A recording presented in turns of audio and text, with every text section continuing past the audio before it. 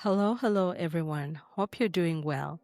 Welcome back to the Relate Pod, where we delve into all the intricacies of human connection. How is life treating you, wherever you are listening from? I am, simply adjusting to the Nairobi version of winter. It's really cold, so sweaters, boots, and scarf season is officially on. The kids are on their long school break, and Miss Mama is busy thinking of activities to get us through July and August. This episode is a special one, a conversation with a cherished friend and mentor who also happens to be my father-in-law and grandfather extraordinaire to our children. To us, he's fondly known as Jaja Tata, and to the public, Bishop Zac. Bishop Zac is a passionate advocate for mental well-being, and in this episode, we delved into all things mental health, illness, and wellness. He shares his own story and journey on mental wellness that is filled with wisdom for us who continue to learn and unlearn on this pertinent subject. So please enjoy this episode, and after listening, share with us what resonates most with you. Hello. Welcome back to the Relate Pod, where we explore the intricacies of human connection. My name is Livi Niyo, and today we have the incredible pleasure of having my dear father-in-law, fondly known as Bishop Zac, as a guest with us. Today I have you here, and I'm delighted to be having a conversation around mental health, but specifically around your own journey, your own experience. And we are hoping we can learn something from your story, from your journey. And that's what today's episode is really about. It's Bishop Zac, Dad, sharing with us his own personal experience and journey with mental health. Thank you. Welcome. Thank you. Yes. So I'm curious, and I have so many questions, of course, so many thoughts on your own story around mental health. Have you always been aware, conscious of mental health, or is it a recent development for you? First of all, the language of mental health, certainly for my generation, is something that I think I began to embrace around the COVID-19 time. Certainly more consciously, more intentional, more aware. Prior to that, any conversations around mental health, I think was more oriented towards mental illness rather than mental health. Okay. And any conversations around mental, therefore meant a very morbid condition. And really tending on to, there was a much greater association between mental health, more mental illness, and therefore madness. So the stigma around the question of mental health was massive. So learning to speak more mental health, mental wellness, is certainly for me something that I began to be more aware, more intentional about, and I even led various conversations around mental health.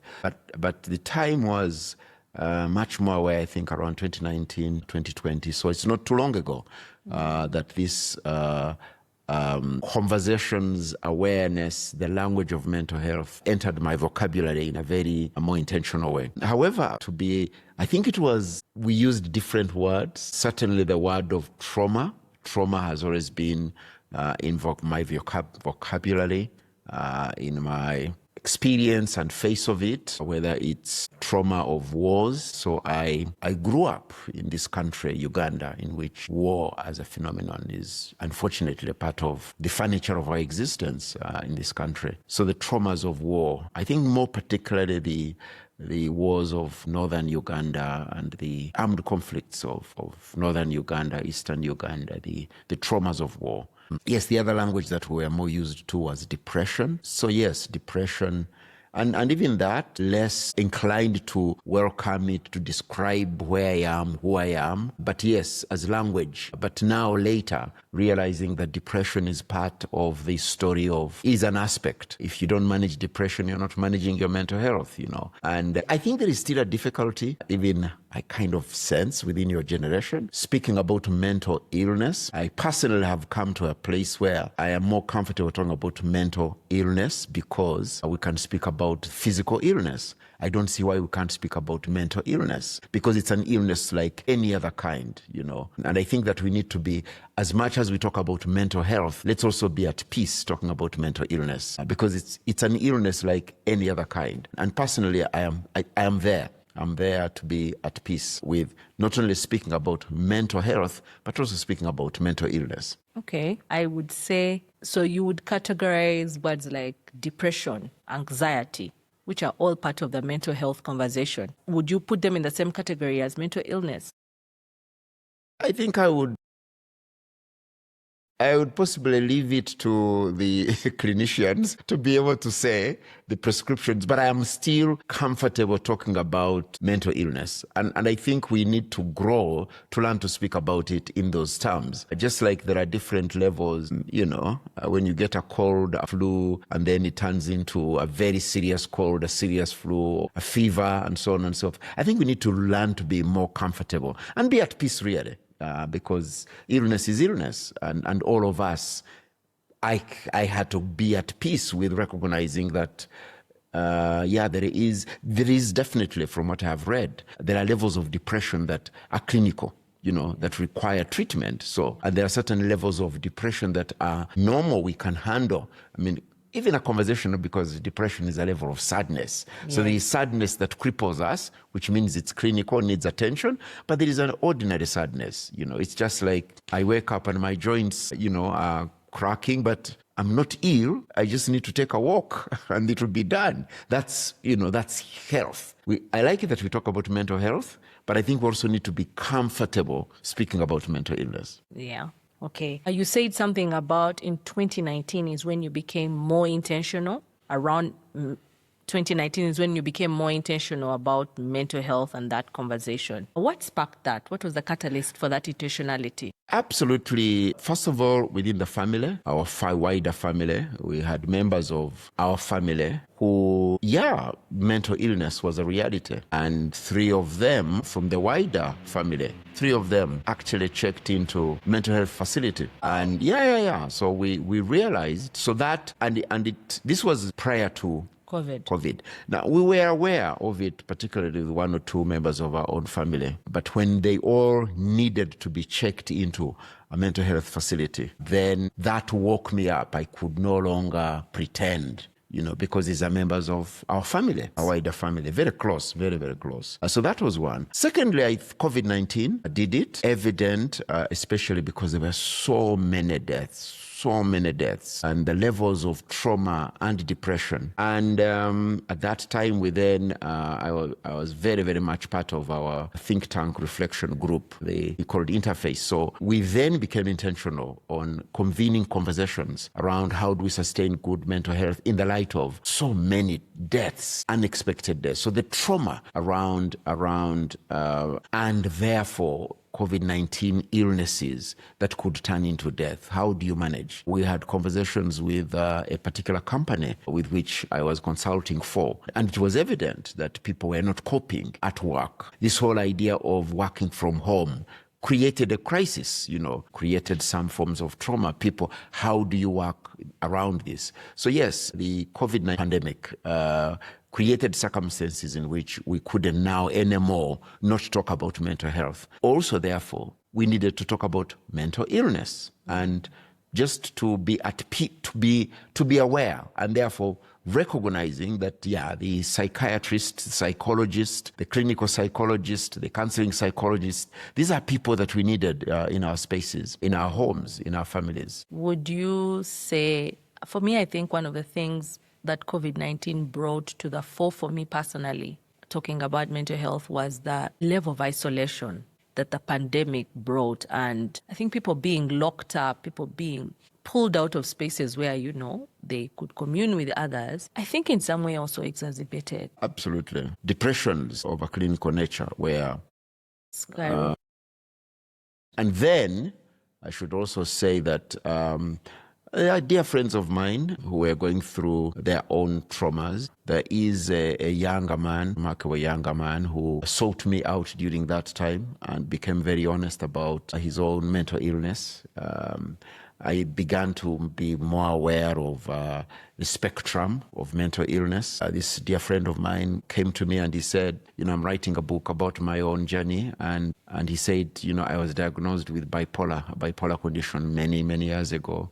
Dear friend of mine from the Netherlands, an actress, outstanding actress, then also became honest with me about her own journey and invited me even to participate in conversations on how community can enable us manage better our mental health, how significant community is and ought to be part of. We started conversations because we realized that sometimes faith places, churches, of mosques, I still can remember having a conversation under interface. We gathered Muslims, Muslim clerics, Roman Catholics, and pastors, and we began to speak about, is it possible for church places to be safe spaces?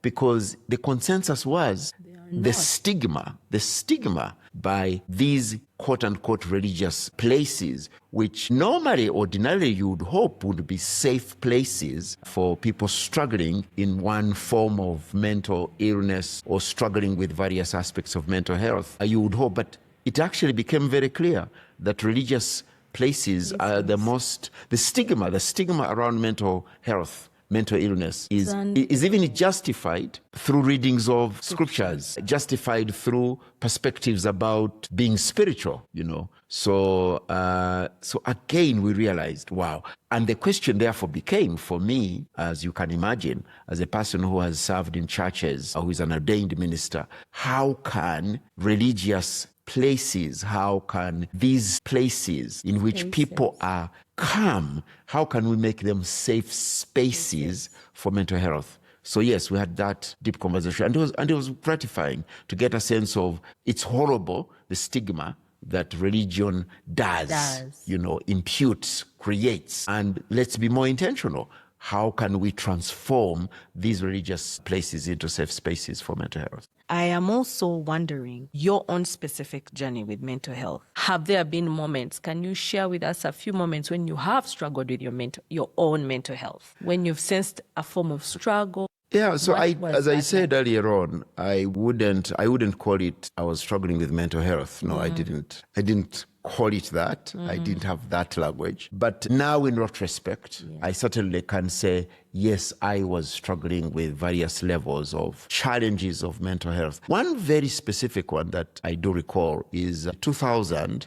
I was working for this organization where I had served for the student ministry. I had served for by that time about 20 years in this space. I can still remember this. Of course, it's unforgettable. One afternoon, I got a call from my supervisor and informing me that I was being asked to resign. I mean, it's a good way of saying you've been fired. And that was very hard. And I can remember vividly the impact of that on how I felt about myself, on how I felt about how the world, my world of evangelical Christian leadership, my world of student leadership, and because I was a regional director for the work in about 25 countries, English and Portuguese-speaking Africa, that whole world, their perception of you. The perception of me. So that and the questions that would be asked of me. And then, of course, I began to, when a thing like that happens to you, you have deep questions about your future, your work. I mean, for the next 6 months, it wasn't easy to find a place that I would feel this is where God is calling me. I mean, you then ask questions about God's call. I mean, you have to rethink. You have to... did I misunderstand? Did I hear well? And sometimes these perspectives we hold about what God has told us and not told us, and then it's shocked. And you're like, okay, is it me? Is it me? Or is it God? And if it is God, what's happened to this God who promised me these things? And then you come around and you realize, this is really not who God is. It's you and your thought processes. And then you must think. So yes, being fired from work, definitely now I can say I had not just a difficult time, it was a time of depression. Was it clinical? Did I know the levels of it?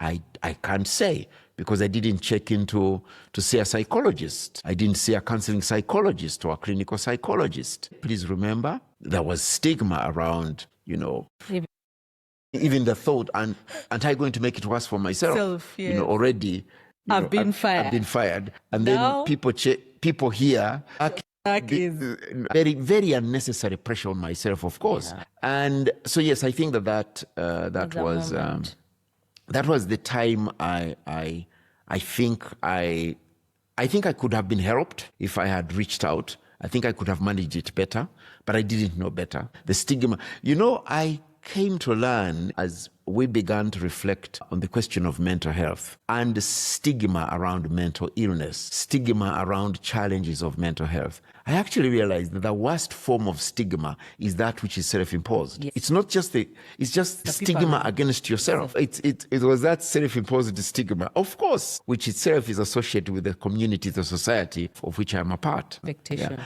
And I mean, when we start those conversations, we were shocked how stigma is part of our systems, even of employment. Yes. This whole language of unsound mind, what being of unsound mind you can or cannot do. We had conversations with lawyers and we said, but how can this be in the law books, unsound mind, So yes, the stigma, not just in religious spaces, but also work spaces. So, dear pastor, friends, I still can remember a priest in that space simply saying to us that within the Catholic fraternity where he is, you dare not, because if you do, you'll certainly be removed from the altar space. No, the altar, you can't, because if you say you are depressed, you are, no. And then for the Pentecostal evangelical, you dare not, because then you are demon possessed. You need prayer. The demons are oppressing you. You need deliverance. Deliverance. And similar with especially Anglican spaces that have become more charismatic Pentecostal. And there are very many. It's in vogue. So it's so stigma, I think would be the biggest thing. But you asked about myself. Yes, I think that as I look back, that was a moment when I struggled. And it went on for about, at the very least, 3-4 years, when I wasn't really coping. And the way you know it is how you think about the people when you meet the triggers. Yes. You meet people with whom you were in that workspace. So I think that would possibly be the moment that I can look back and realize, yeah, boy, I struggled. It's mercy, it's grace. It's friends, by the way. I still can remember. It's friends. Because I was going to ask you, how did you cope? How did you navigate that season and that time? I still can remember a dear man, dear friend. We were involved together in the work of the gospel. So we gathered, we met, and I just shared with him as a friend. His name is Eric. And I simply said, Eric, I am really, really struggling. This is what happened to me. And in tears, he sat with me, we sat together. Then he shared with me his own story and his own journey and how he had experienced firing. He was president of an organization and he experienced. And so we really talked together about our experiences. I still can remember how in that conversation with I felt Eric gave me permission to accept that I wasn't well and that it would take time to fully recover and to, this pressure of forgive, reconcile, all that. My conversation with Eric simply gave me the space, the permission to say, it will take time, work through it. I think that was extremely, extremely useful. I should speak about Theodora, my dear wife, who received me, loved me, didn't make it difficult there was absolutely no sense of guilt or stigma. I will admit that fellow Christians, followers of Jesus, made it harder. In what way? Yeah, in the way in which they were probing. So what happened? How could that happen to you? Maybe you should sue. Maybe are you doing enough? So I think that those, and a few would therefore be, to some degree, the feeling of being condemned by some. But yes, how did I navigate that season? Absolutely, family was very crucial. my family, both immediate as well as wider. My friends, they were dear friends. And I'm really, really blessed, delighted that my friends are not just people from my own country. Because of my life and work, global, to just hear this, because participating in these global spaces, you yes, connections. to these connections. Yes. So community become very crucial. And by community, friends, family, and yeah. What I hear from what you just shared is the fact that there was someone safe, Eric, who you talk about, who gave you the permission, and Theodora, who gave you the permission to honestly speak about how you were feeling, what you were dealing with, and that in some way was freeing for you. Yeah, I think there would be people. Yes. But even beyond just individuals, I would say community, which is where family community is. I was part of smaller fellowship groups. I still can remember the smaller fellowship group of which we're a part, Theodora and I, of families that were part of the Christian family, wider Christian family, that really was great support. So yes, individuals, but also communities, various community spaces. Of course, it helped that I got a job that I enjoyed. Right after. Reflected something of my passion, my vision. And I was like, actually, maybe the best thing that happened to me was being fired. Because I was living in a bubble. I was living in a world but that too freed me to accept failure. I shouldn't be the one saying I was unfairly treated. No. There may have been issues that I needed to deal with, just to accept that. Yeah, that's life. So getting a job and getting into a space in which I was thriving, I was doing the things I love. That itself was healing, was a very restoring thing vis-a-vis my own sense of mental health. Yeah, okay. You had touched on it previously. And of course, as a clergyman, faith and community have always been central to your life's work. And you spoke earlier about how you had all these conversations during the COVID with, interfaith clergy on how we can make safe spaces in our faith community. What would you say needs to shift within faith communities for these spaces to actually become safe? That's a big question. First of all, I would have to say that I don't know. It's okay. So the first thing, I think it's, can we create time? Can we create space for conversations around mental health in these spaces? So that in addition to talking about prayer and Bible study, can we begin to even read the scriptures through the lens of mental health? And as soon as you do, you actually find kindred experiences, kindred minds. One that now there are books that you begin to see. You remember how Elijah, the prophet, I am ready to die, Lord. Kill me. I'm the only prophet left. Yes. So we must admit, I think he was definitely having. He was ill. He was not well. Yes. No, he wasn't well. He was. Oh, Jeremiah. Jeremiah says, "Excuse me, this is too much pressure." And you read the epistles. I think absolutely no question that Paul had such moments. Is one particular text. So, in other words, can we begin to see that these things are there in the scriptures? Can we create spaces in which people are free? Can we actually be able to say, to give permission? But the key is to create spaces in which these conversations are recognized, accepted as not just normal, but they are okay. In fact, they should happen more. Of the life of life. Can we create spaces in which people, as part of their testimony? Yes. The problem with this whole thing called testimony is it's always associated with victory and triumph. Praise. And praise. By the way, I came to a place where I realized that certain performances of prayer exacerbate mental unwellness. There are certain forms of praying. So, for example, absolutely no question, there was this whole idea of people going for deliverance. I have now come to the place that if people are grappling with various levels of depression, deliverance sessions are some of the worst things that can happen. No, it depresses families. I have known families now of younger people who are grappling with various, on the whole spectrum, mental health, mental illness spectrum, bipolar and other forms of depression, other forms of mental variations, anxieties of different kinds, and parents struggling and hoping, can we find the man of right God who pastor, can, and once it doesn't happen, the person comes away, they begin to feel worse. Is there something about me? So I think we also need to begin to admit there are certain practices by our churches, by our religious traditions that make it much harder and actually exacerbate and make worse mental health challenges. I would also add that, you had said something about it, but like, our testimonies are about praise, victory, and everything. I always wonder if we pay enough attention to the lament aspects of, especially like in the Psalms, if we created spaces in our church services where people could actually have the permission to lament. I think there are Psalms of David that come out of times of depression.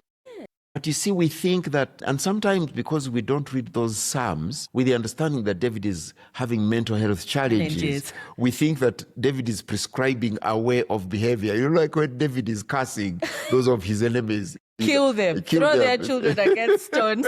We think that is actually right. No. So actually, I am even thinking there is language we need to shift. Can we stop calling them testimonies? Can we simply call them stories? Can you tell your story? Tell me something about your journey in Christ with the Lord, your understanding.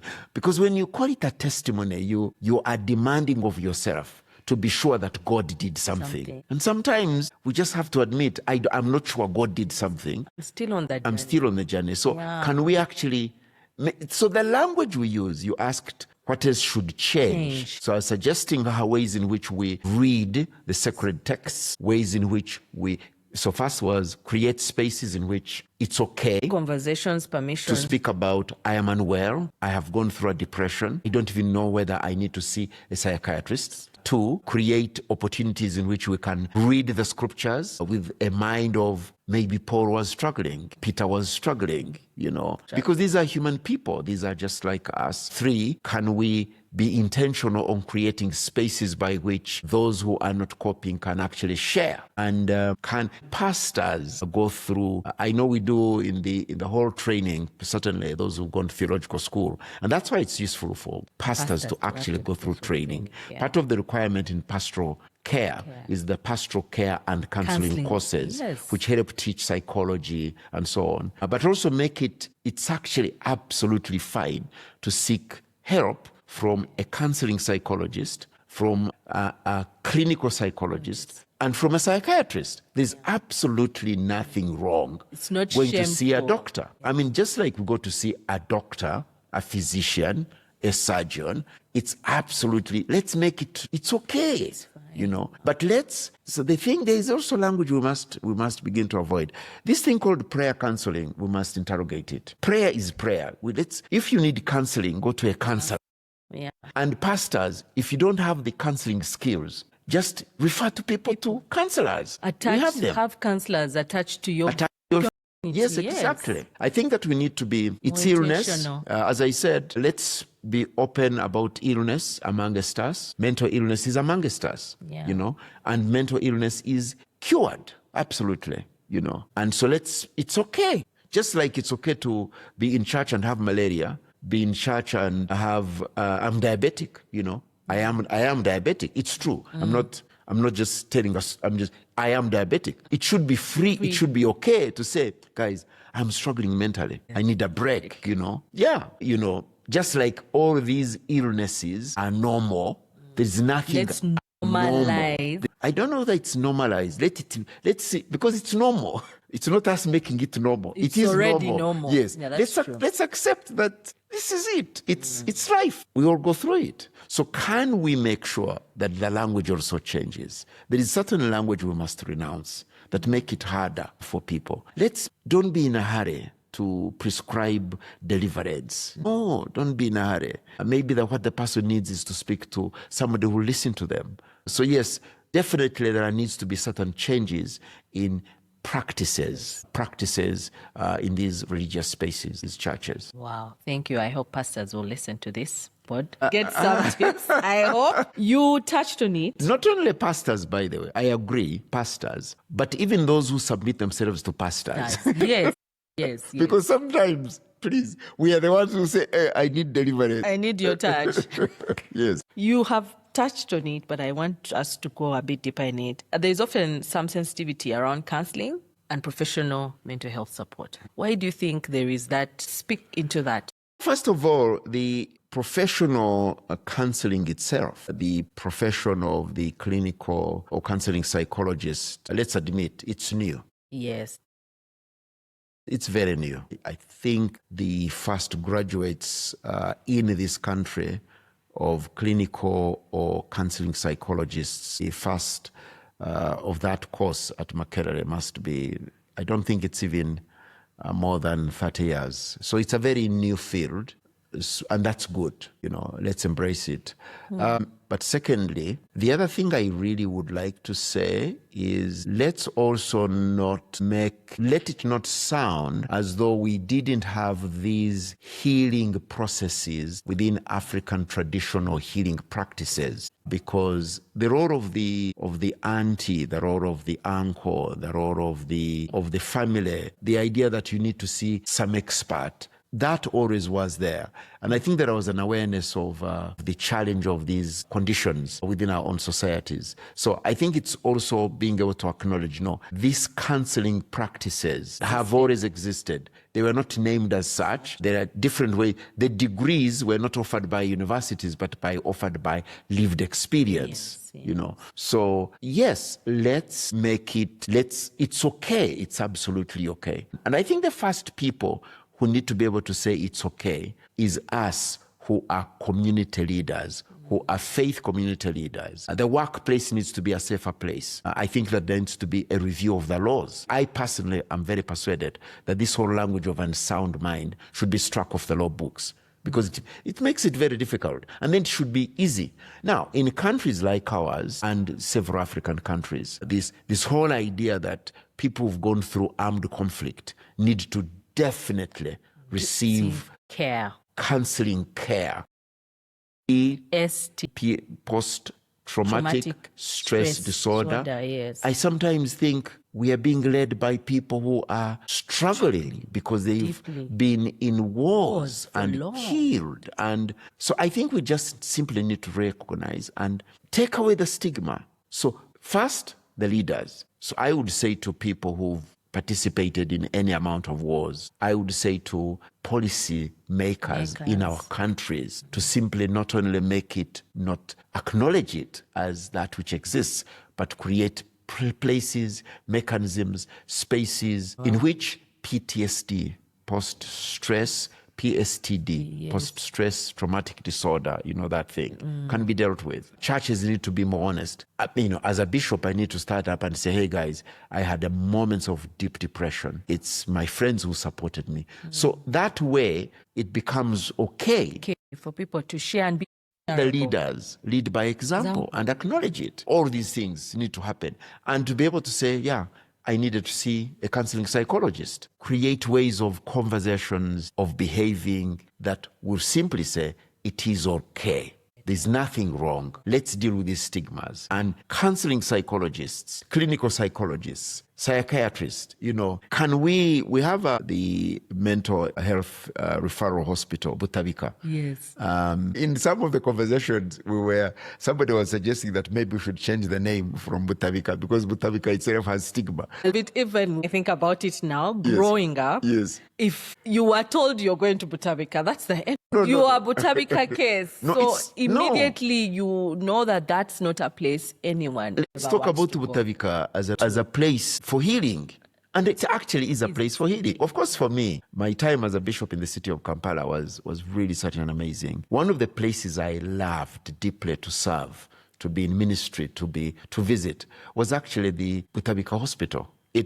I really was deeply challenged as I saw people, our people, as in when I told you that some of my own family checked in, but to be able to see ways of expressing faith by people who were on a mental health spectrum, mental illness spectrum, and I'm like, wow, we are not praying that these people become something else. Yeah. And of course, now as an older man, there are conditions of the brain that come upon you. I've seen my friends, dementia, Alzheimer's. You start forgetting. All that, it's okay. It's okay.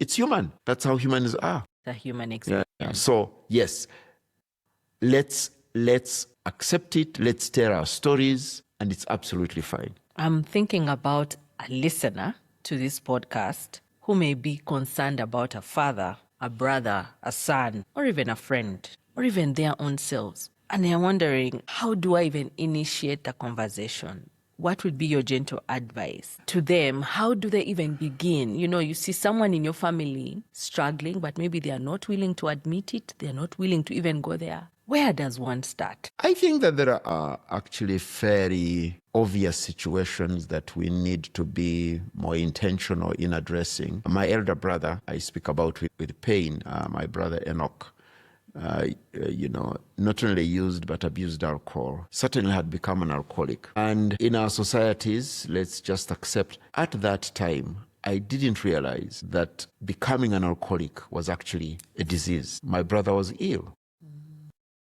And I think the idea you're an alcoholic makes it sound something drastically wrong with you. But if we had not just investigated, if I had, let me take responsibility. If I had taken my elder brother Enoch and sat with him and just spoke in a way in which I didn't judge him. I think that when people feel judged because of amounts of levels of alcohol or addictions of any kinds of drugs, I think let's just accept these as illnesses. There are various reasons why people get into these behaviors. But I think we need to really, really grapple with how our societies are too judgmental, too judgmental. And I think that's why religious spaces are horrible. Because religious spaces, judgment, and this whole thing about fear of the other and so on, the need to be perfect. And there's absolutely a word that by I have deleted from my vocabulary is perfection.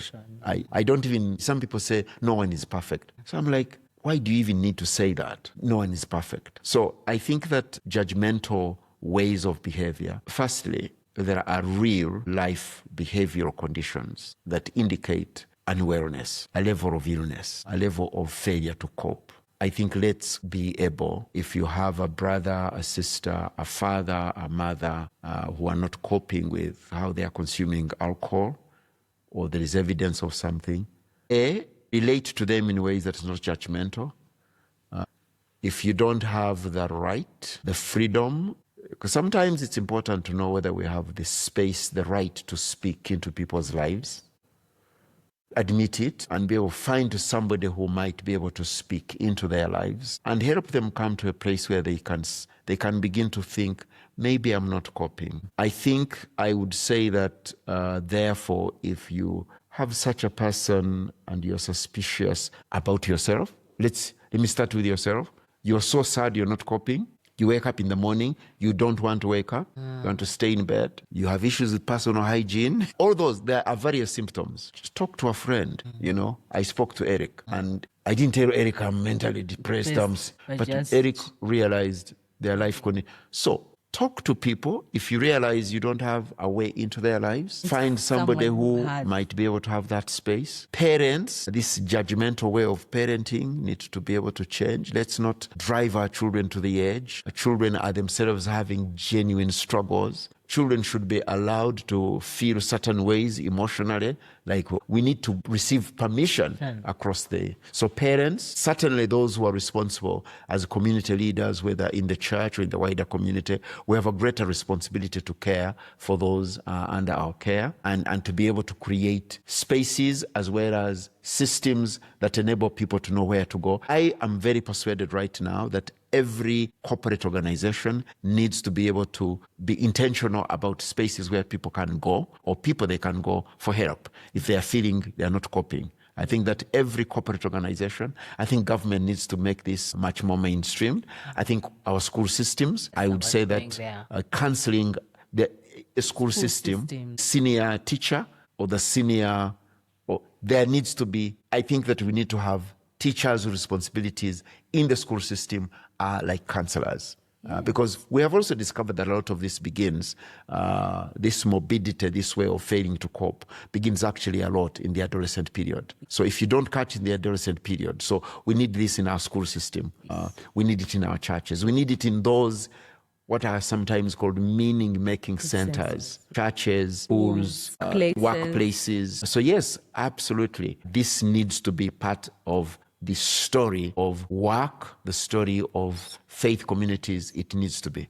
In schools. Yeah, and schools. More and more evidence is showing the need for this. Yes, I think we are coming to the end of our conversation. Thank you so much for sharing so honestly and sharing with us your own personal story.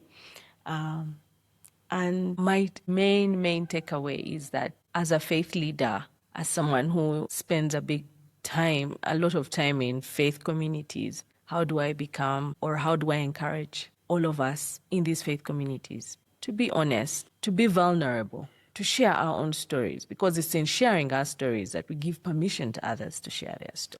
Absolutely. I think the other thing I would say to those of us who think of ourselves primarily as faith leaders or ordained leaders, let me encourage us. The other thing I didn't say is that it actually has helped me a lot. I'll say it in a way that sounds unkind to us, to be with normal people. Just because I know. Because I think being ordained a clergyman, and sometimes the congregations make it very difficult. They speak to me, Bishop. It looks like I don't have a life as a human being. They put you on such a pedestal. And they put you in some holy space in which you don't live. So I would say to you breathe the same air. We eat the same food. I go to the toilet. Please, absolutely. We all do it the same way. I think it's important for us to simply realize we are only human. So relate with the people without having to feel you have a collar all the time. And I would like to encourage, I sometimes sit with fellow pastors and clergy and even the way they speak about their lives and their voice. I just simply, guys, we are human. We are only human. But let me also say to you who are in congregations, we are human. We fail, we falter, we fail. We get depressed, we get distressed, we go through everything, we get sad. Get worried. We have traumas we do not know what to deal with. We have a history. We have traumas in our own history. By the way, the other thing that I didn't mention is the trauma around sexual abuse in the younger years. That's a whole other episode. Yeah, but I think, again, to be honest about it, let's create spaces in which women. Even